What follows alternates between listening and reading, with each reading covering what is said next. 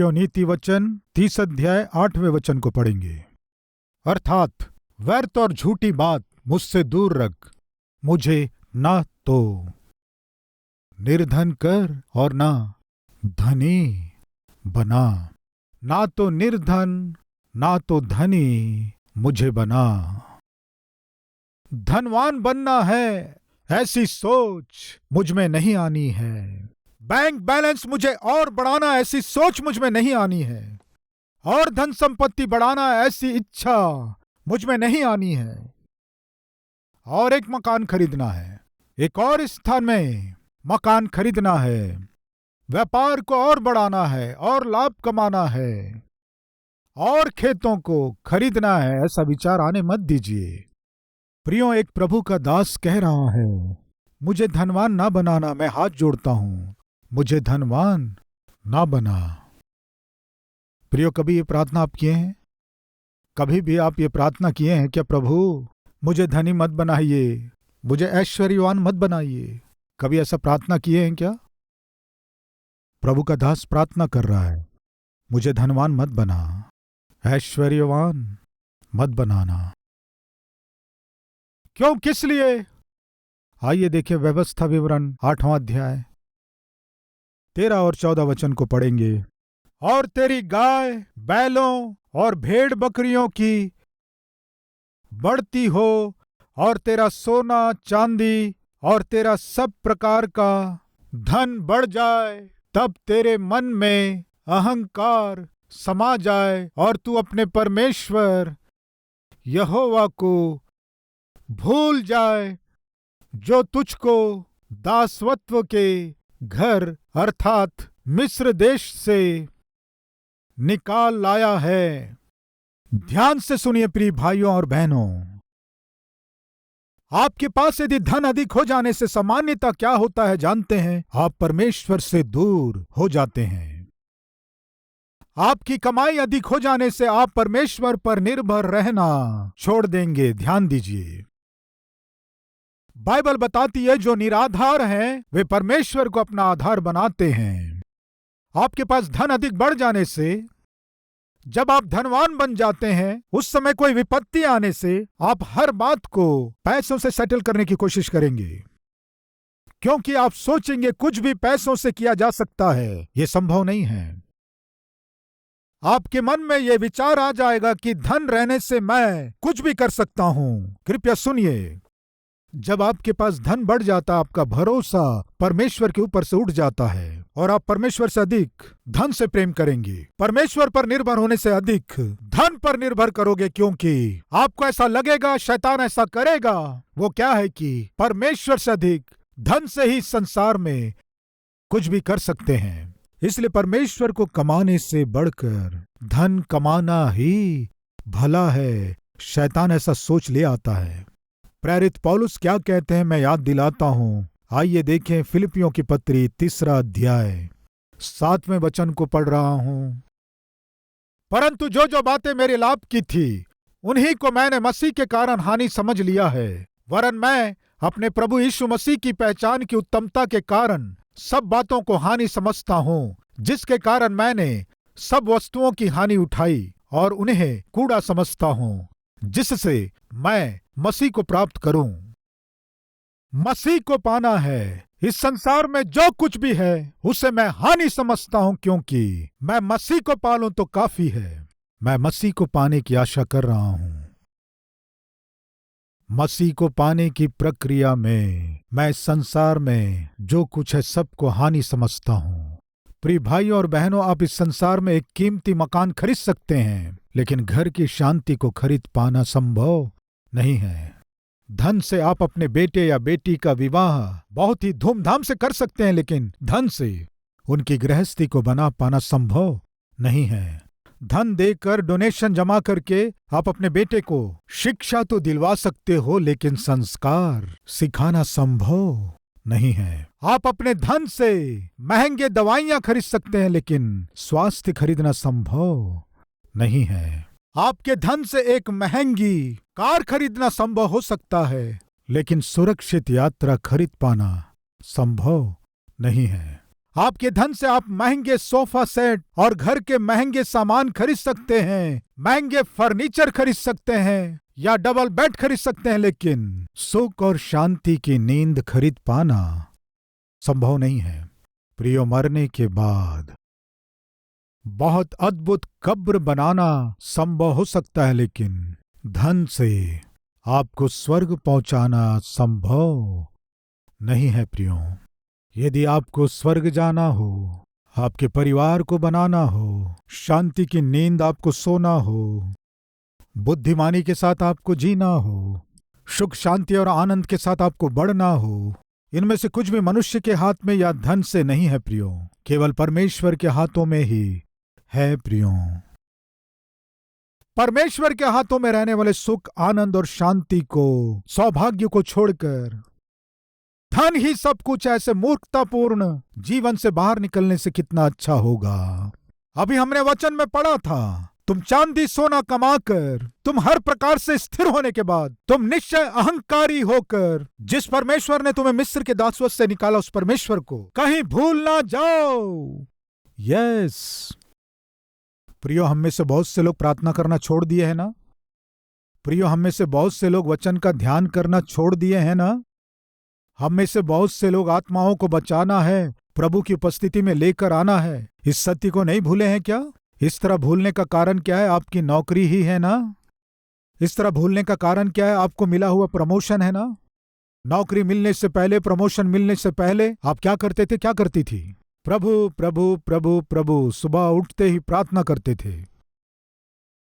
रविवार आते ही दौड़ते दौड़ते प्रभु की उपस्थिति में जाती थी। अपने साथ किसी न किसी को प्रभु के पास लाना है। इस तरह तड़पते थे, तड़पती थी। लेकिन अभी आपका जाना ही मुश्किल हो गया है।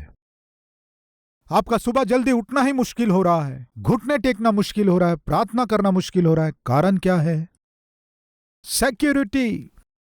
अभी आपकी सुरक्षा है। क्या है वो सुरक्षा? जॉब सिक्योरिटी, नौकरी की सुरक्षा है। महीना होते ही 50, 60, 70 या 1 लाख रुपए हाथ में आ रहे हैं। अभी आप सोच रहे हैं, अब मुझे परमेश्वर से क्या काम, कितना समय लगेगा परमेश्वर को उस नौकरी को आपसे छीनने में? परमेश्वर को कितना समय लगेगा आपके पदवी को आपसे छीनने में? आज आप जिस कुर्सी में बैठे हैं, उस कुर्सी से आपको खाली करने के लिए कितना समय लगेगा? परमेश्वर को कितना समय लगेगा? कितना समय लगेगा बताइए? उस कुर्सी में बैठने में आपको 30 साल लग गए, मानते हैं कि नहीं?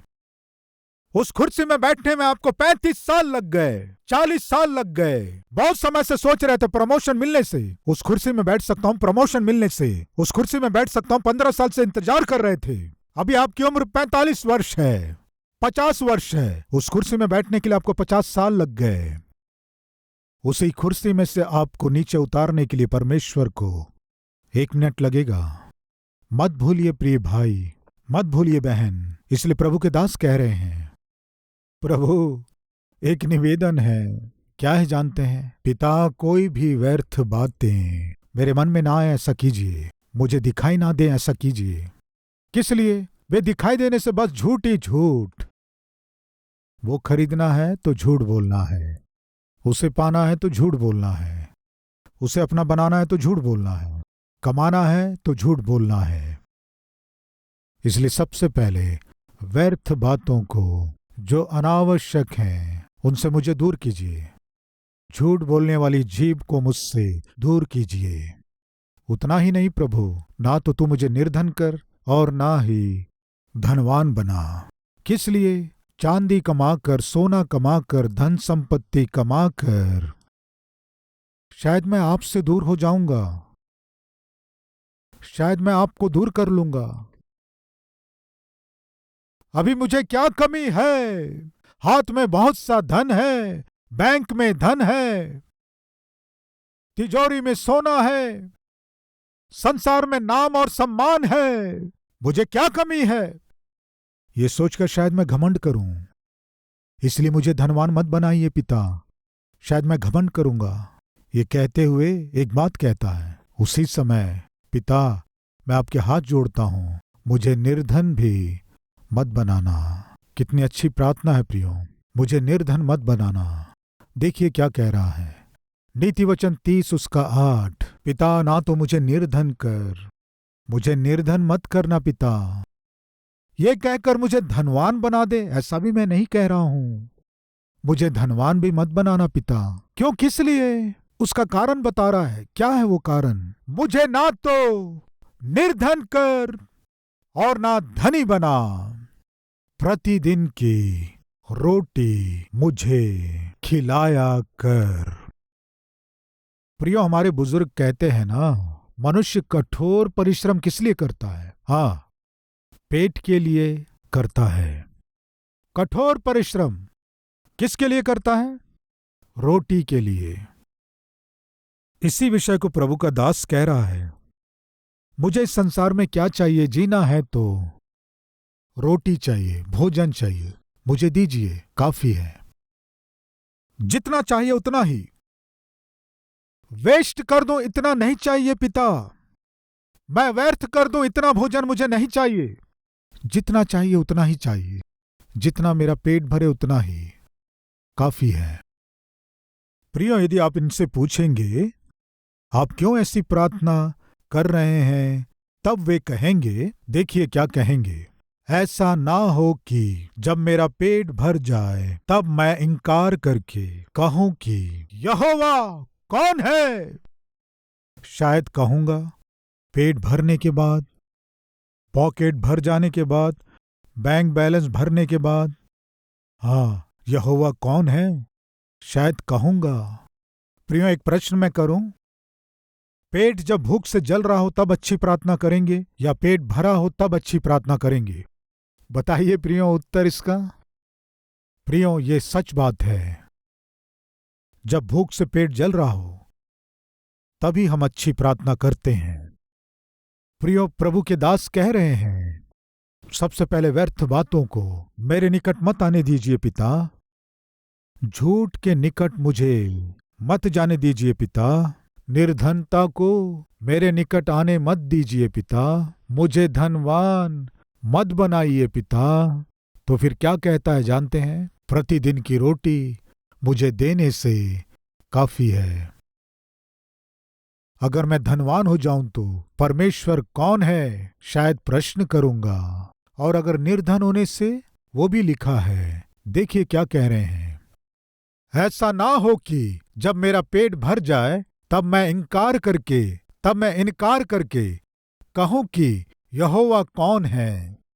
शायद ऐसे कहूंगा, या फिर निर्धन होकर, गरीब होकर, खाने को रोटी ना होकर, पहनने को कपड़े ना होकर, रहने को घर ना होकर, या अपना भाग खोकर चोरी करूंगा। शायद मैं चोर बन जाऊंगा। भूख को सह ना पाकर पड़ोसी के घर जाकर शायद कुछ चुरा लूंगा। इसलिए ऐसी निर्धनता मुझे नहीं चाहिए जिससे कि मैं चोर बन जाऊं। तुझसे दूर करके मुझे अभागा बनाने वाले ऐश्वर्य भी मुझे नहीं चाहिए। तो फिर मुझे क्या चाहिए जानते हैं? प्रतिदिन की रोटी मुझे चाहिए। प्रियो, कभी आप ये प्रार्थना किए हैं क्या? प्रभु, मुझे ऐश्वर्य नहीं चाहिए, धन संपत्ति नहीं चाहिए, जीवन के 4 दिन मुझे प्रतिदिन की रोटी दे। जीवन के 4 दिन आवश्यकता के अनुसार वस्त्र दे। जीवन के 4 दिन रहने के लिए एक छोटा मकान या कोई घर दे, बस। कभी ये प्रार्थना किए हैं क्या? प्रियो, ये प्रभु का दास परमेश्वर से विनती कर रहा है, नहीं प्रभु, इस संसार में जो भी देखो वो व्यर्थ दिखाई दे रहे हैं। इस संसार में क्या है? बाइबल बताती है, आंखों की अभिलाषा, शरीर की अभिलाषा और जीविका का घमंड, ये संसारिक हैं। ये जिनमें रहेंगे उनमें परमेश्वर बिल्कुल नहीं रहेंगे, बाइबल बताती है। आंखों की अभिलाषा से, शरीर की अभिलाषा से, जीविका के घमंड से, अहंकार से छुड़ाए जाए बिना हम परमेश्वर के संतान होकर जीना संभव नहीं है। प्रियो, बाइबल बताती है, धन का लोभ सारी बुराइयों की जड़ है। यदि आप में धन और कमाना है, सोना और कमाना है, वस्त्र और कमाना है, धन संपत्ति और कमाना है और इकट्ठे करना है, ऐसी सोच और ऐसी अभिलाषा आप में है तो आज ही उन्हें छोड़ दीजिए। प्रियो, एक वचन देखेंगे, आइए। नीति वचन 23वां अध्याय 4वां वचन। धनी होने के लिए परिश्रम न करना। आप वचन को मानते हैं, परमेश्वर के वचन पर विश्वास करते हैं, तो फिर बाइबल कहती है धनी होने के लिए परिश्रम न करना, अपनी समझ का भरोसा छोड़ना। प्रिय, आप में ऐसे कोई है क्या, मुझे कभी ना कभी धनवान बनना है? कहने वाले कोई है क्या? ब्रदर, देखते रहिए, कभी ना कभी मैं धनवान बन के रहूंगा। ठीक है, धनवान होगे तो क्या करोगे? एक कीमती मकान खरीदूंगा। ओके, कीमती मकान खरीदोगे, उसके बाद क्या करोगे? कीमती कार खरीदूंगा। ठीक है, उसके बाद क्या करोगे? एक बहुत ही कीमती, पता नहीं क्या करेंगे। अंत में ये क्या करेगा जानते हैं? 60 साल से परिश्रम करके बहुत सा धन इकट्ठा करता है। पत्नी के साथ समय नहीं बिताता, बच्चों के साथ समय नहीं बिताता, ठीक से खाना पीना ना खा के 60 साल तक कीमती कीमती कीमती मकान, कीमती वस्त्र, कीमती कार और बहुत ही कीमती हॉस्पिटल, और उसके बाद बहुत ही कीमती, बताइए, ऑपरेशन, और उसके बाद बहुत ही कीमती दवाइयां, और उसके बाद बहुत ही कीमती समाधि के कार्यक्रम, और उसके बाद क्या होगा आप जानते हैं ना? बहुत ही कीमती यादगारी की सभा। अब इससे ज्यादा क्या होगा बताइए? 60 साल से परमेश्वर को छोड़कर, अपने स्वास्थ्य को छोड़कर, आत्मिकता को छोड़कर आप बहुत मेहनत करते हैं, उसके बाद बीमारियां मोल लेकर बैंक में जितना है सब कुछ लाकर इन बीमारियों को ठीक करने में ही खर्च कर देते हो। पत्नी के लिए कुछ नहीं बचाते हो, बच्चों के लिए कुछ नहीं बचाते हो, परिश्रम से जितना भी कमाए उसे हॉस्पिटल में पलंग में इस तरह सोकर सब खर्च कर देते हो। अंत में जब मरने का समय आने से आपके पत्नी और बच्चे भी कम से कम समाधि के कार्यक्रम के लिए भी, या जो आए उन लोगों को भोजन देने के लिए भी उनके पास कुछ नहीं रहता है। ऐसे कितने लोग नहीं हुए? प्रियो, कई संदर्भों में अखबार में इस तरह समाचार लिखते हैं, ये प्रसिद्ध हीरोइन थी, ये प्रसिद्ध हीरो था, ये महान अभिनेता, ये महान अभिनेत्री। कम से कम दवाइयां भी खरीदने के लिए इनके पास पैसे नहीं थे, जिसके कारण जान गंवा दिए। कई बार हम समाचार में पढ़ते हैं, बहुत से लोग हैं प्रियो, जब वे स्वस्थ थे, बहुत ही ऐशो आराम के साथ जीवन बिताए, वही सब कुछ है सोचे, लेकिन अंत में क्या मालूम चला कि इससे भी महत्वपूर्ण जीवन है, ये पता चलने से पहले ही जीवन समाप्त हो जाता है। मैं समाप्त करने से पहले एक विचित्र बात आपको बताऊंगा, उसे स्क्रीन में आपको दिखाएंगे। आप देखिए, जीवन बहुत ही विचित्र होता है। कितना विचित्र है, स्क्रीन में आपको दिखा रहे हैं, आप एक बार देखिए। मनुष्य का जीवन विचित्र है। जवानी में समय और शक्ति रहती है, लेकिन धन नहीं रहता। अधेड़ उम्र में धन और शक्ति दोनों रहते हैं। बुढ़ापे में धन और समय दोनों रहते हैं, लेकिन शक्ति नहीं रहती। इस सत्य को जानने से पहले ही आपका जीवन समाप्त हो जाता है। आपका जब जन्म हुआ, आपको कौन आकर देखा आप नहीं जानते। आपके मरने के बाद आपको देखने कौन आएगा आप नहीं जानते। इसलिए जब हम जीवित हैं तभी अपने आसपास के लोगों से दिल से प्रेम करें, प्यार मोहब्बत को बांटें। हम मर के भी जीवित रहें, मानवता को दिखाएं। मनुष्य का जीवन बहुत ही विचित्र है। जवानी में आपके पास समय रहता है, शक्ति रहती है, लेकिन धन नहीं रहता। अधेड़ उम्र में आने के बाद आपके पास धन रहता है, शक्ति भी रहती है, अनुभव करने के लिए समय नहीं रहता। बूढ़े होने के बाद आपके पास धन होता है, समय भी होता है, अनुभव करने के लिए स्वास्थ्य नहीं होता। ये है जीवन। जब आपका जन्म हुआ, आपको कौन आकर देखा आप नहीं जानते। आपके मरने के बाद कौन आकर देखेंगे वो भी नहीं पता। इस जीवन के 4 दिन प्रेम से जिए, प्यार से जिए, अनुराग के साथ जिए, संतुष्टि के साथ जिए, आपके चारों ओर के लोगों के साथ मेल मिलाप से जिए। इससे सौभाग्यशाली जीवन और कोई दूसरा बिल्कुल नहीं है। इस सत्य को जानकर जिए। इस प्रभु के दास के समान प्रार्थना करने से कितना अच्छा होगा। क्या है वो प्रार्थना? पिता, व्यर्थ बातों को और झूठ को मुझसे दूर कर, ना तो मुझे निर्धन कर, कहीं मैं चोरी ना करूं, मुझे धनवान भी बिल्कुल ना बनाना। शायद यहोवा कौन है कहूंगा, प्रतिदिन की रोटी मुझे दे ये काफी है। इस जीवन की गाड़ी को आगे बढ़ाते हुए मैं आपके पास आ जाऊंगा। प्रार्थना करेंगे? आइए प्रार्थना करें।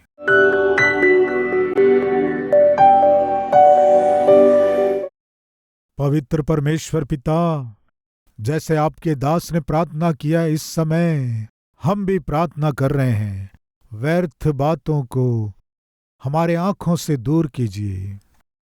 अनावश्यक इच्छाओं को, आशाओं को और अभिलाषाओं को हमसे दूर कीजिए। उन्हें हम कमाने के लिए झूठ बोलने वाले जीभ को हमसे दूर कीजिए। झूठ को दूर कीजिए। पिता, निर्धनता को हमारे निकट मत आने दीजिए। कहीं हम चोरी ना करें और हमें धनवान भी ना बना। पिता, पेट भरने के बाद यहोवा कौन है कहेंगे और शायद आपसे दूर चले जाएंगे। ऐसा श्रापित जीवन हमें नहीं चाहिए। पिता, हमारे पास जो कुछ है उसी में हम संतुष्ट रह सकें, सहायता कीजिए।